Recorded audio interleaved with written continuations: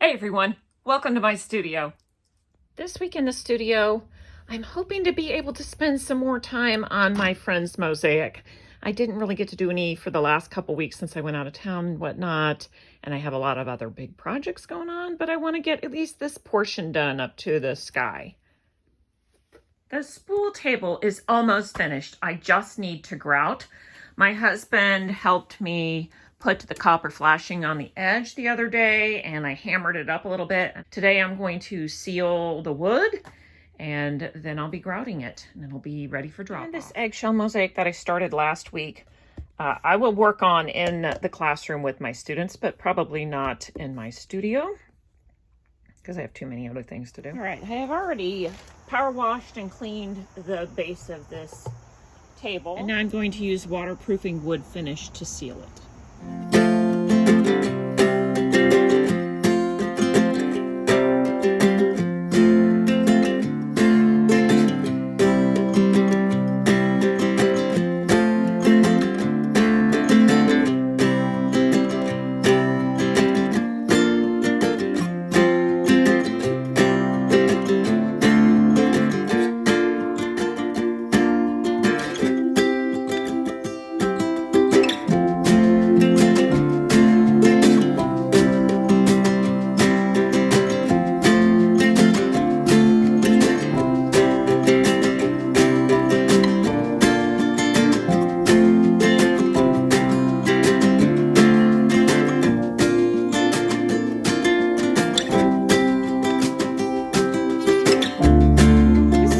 Of the copper flashing that I used on the edge, and I just want to show how I did a test with some different chemicals, household chemicals, just to see if I could get a patina on it.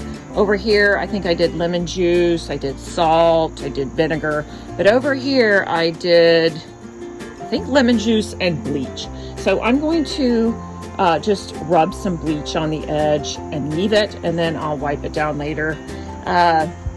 You know, it takes a while for it to form a patina, but I do like this mottled look a little bit better than the super shiny look, especially with this rustic base on the table.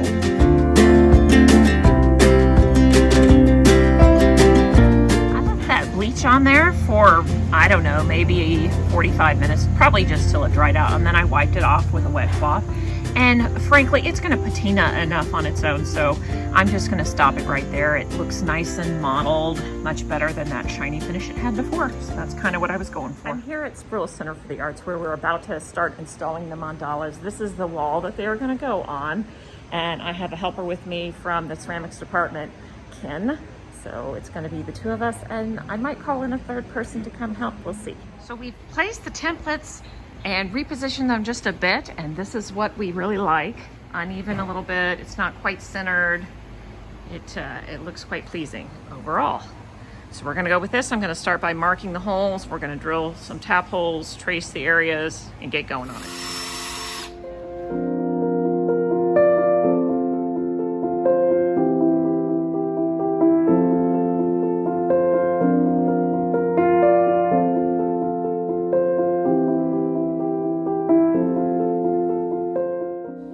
We had a difficult time lining up the screws from the front with the pre-drilled holes in the back. So we ended up taking it off and drying it with tapes so that we would know here, you can see we've got it installed and we're taking the tape off. But that tape became crucial in positioning the mandalas in the correct spot.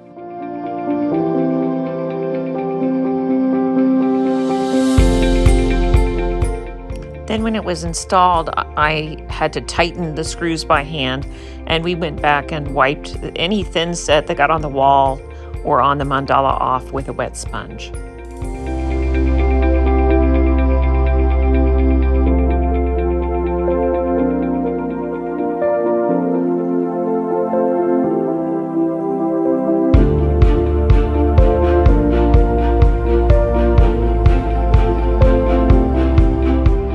Used a 1/4-inch notch trowel to add thin set to the back of the mandala, and as you can see, we roped another person into helping us.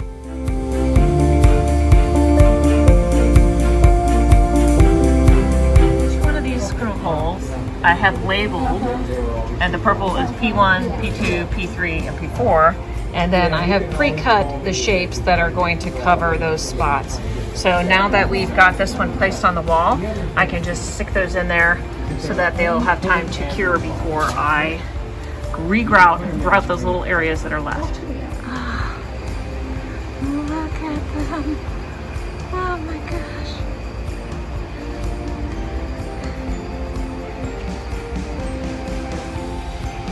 Star volunteer, Linda Butterworth.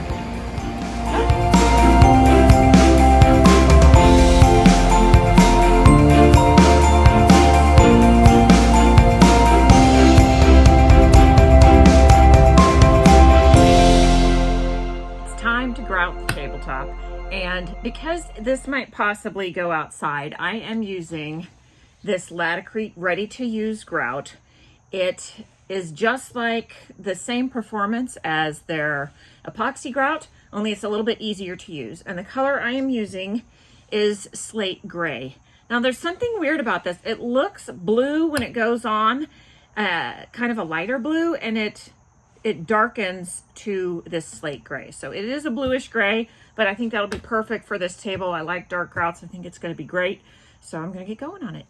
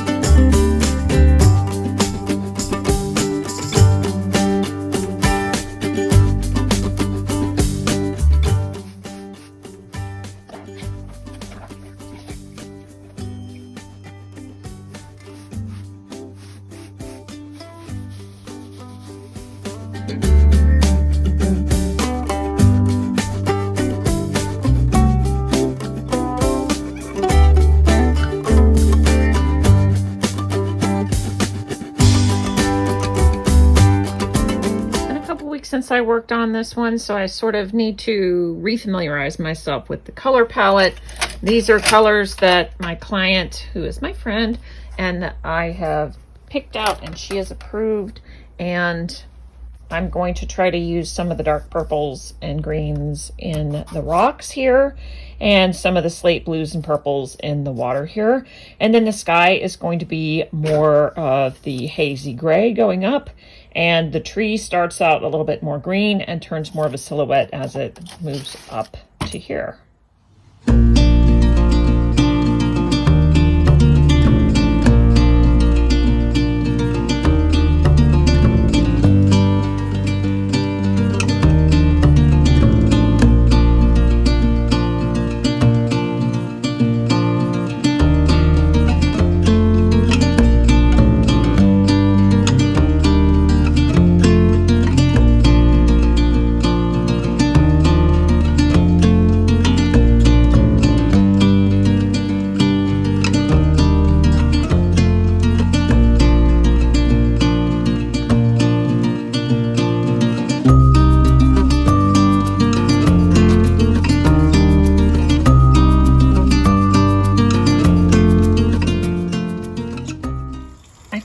Mosaic in class this week, and I just sprayed it today with triple thick glaze, and I have to say it really brings it up a notch. I kind of like it much better now. I don't know, it captures the light a little bit better, so it just brings it to life a little bit more. Now I still need to paint the edges. I should have done that before I sprayed it, but I was kind of overzealous about spraying it. So. I also have this very textured pumpkin that I made in class this week, and I'm going to grout it with a dark grout. So I'll show that process because it's got so much texture, so it's going to take a little bit more work cleaning up and whatnot. My grout just finished slaking. I'm going to give it a stir. Get after it.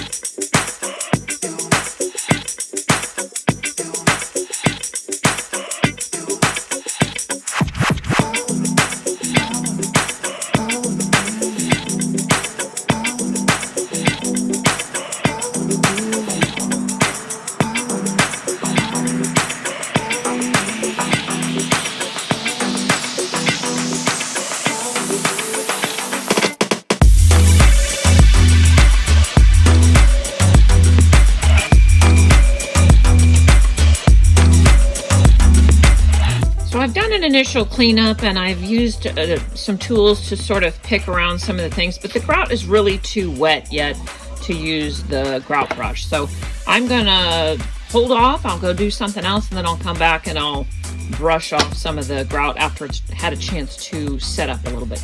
All right, it has had some time to set up a bit, so now I will take the brush to it.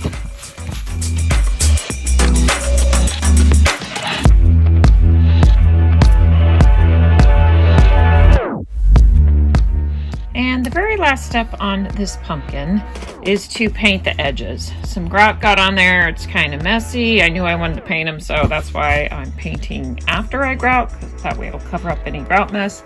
So I've got some semi-gloss black paint, and I'm just gonna be giving the edges a coat. Here we go.